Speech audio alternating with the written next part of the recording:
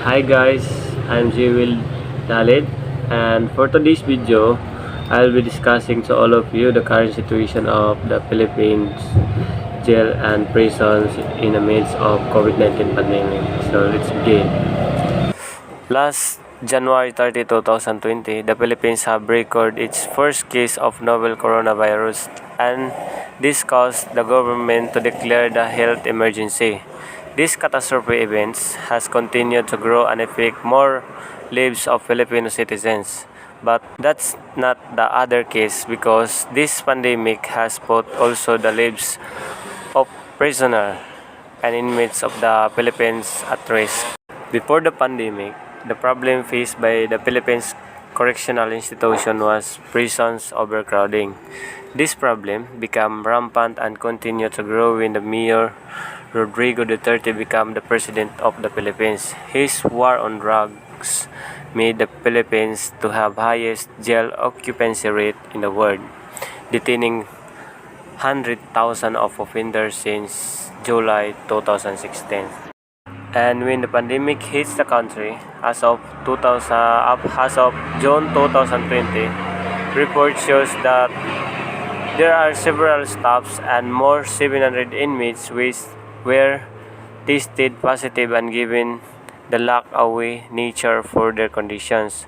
The overcrowding, poor ventilations, poor hygiene and sanitation problems faced by the correctional institution has led them to be in favor with the infectious disease.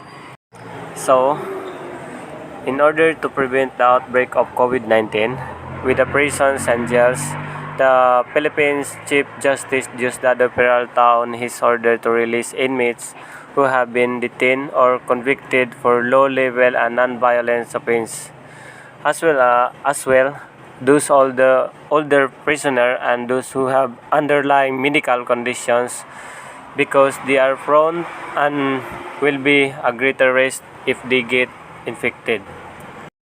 As a result, the Philippines has released mostly prisoners as part of its efforts to decongest the country's crowded jails and prevent the contamination of coronavirus disease or COVID-19 among inmates and staffs.